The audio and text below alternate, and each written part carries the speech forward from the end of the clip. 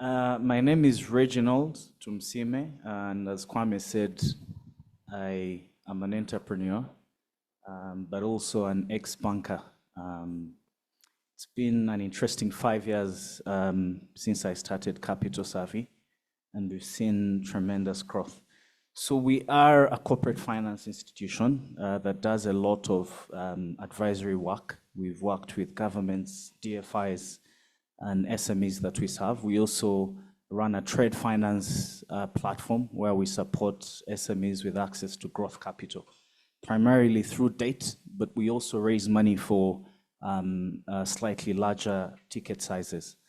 The topic around the Africa we want is very interesting, and it reminds me of a recent trip and a recent forum I attended, the Economic Development Assembly, which was convened in Cote d'Ivoire about a month ago. And why was this interesting? Because I saw a room of almost 80% based in the Western Hemisphere. So you have the largest hedge fund like Bridgewater putting together such an assembly, working very closely with the Global Citizen, working very closely with the World Bank. And it was centered around the replenishment of IDA, the International Development Association Fund.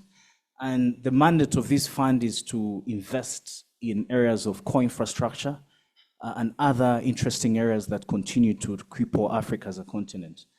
And one of the things that came out so clearly is the growing interest from Western capital, or Western money as we know it, in sub-Saharan Africa. And I think for me, when I reflect on the Africa I personally want, we have, a very young population. In about 10 years or so, we will contribute close to 25% of the working population globally. And we will have more young people of working age than China. But now that's not really where the exciting thing is. I think that's a problem, in my opinion, because if we do not grow our productivity as a young people, as sub-Saharan Africa, we will remain poor. And so where we see opportunity, if we do not harness it with the right productivity measures, there was an interesting panel about human capital earlier, I think it will be a problem. And just to put it a little bit in perspective, if we grow our productivity as sub-Saharan Africa to the levels similar to those of India, which we now praise so much, that's about 3 to 4% annually, we will contribute 10% to global output as sub-Saharan Africa and contribute about 20% of global growth. And so for me, that's the Africa I want. The Africa I want is an Africa that is filled with productive young people who understand their place in this world and are ready to do the work. In summary, thank you. Brilliant, thank you so much. And just before we move on to Judy, how are you, through your work, contributing to this Africa that we want? Very good question. I think one of the issues we've had as sub-Saharan Africa is, access to capital, as simple as that sounds. And so part of the work we've done, where, I spend a lot of my time at Capital Savvy, for instance, is we looked around the world and asked ourselves, where is the money? Who owns the capital? 5 years ago when we started, we had a negative interest rate environment in the Western Hemisphere.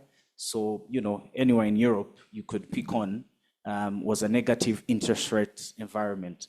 And so what we did at work is to connect with, family offices, fund managers, institutional capital, high net worth individuals, and sell the Africa that we are talking about, that we want. And so for us, we said, look, we have interesting opportunities in Africa.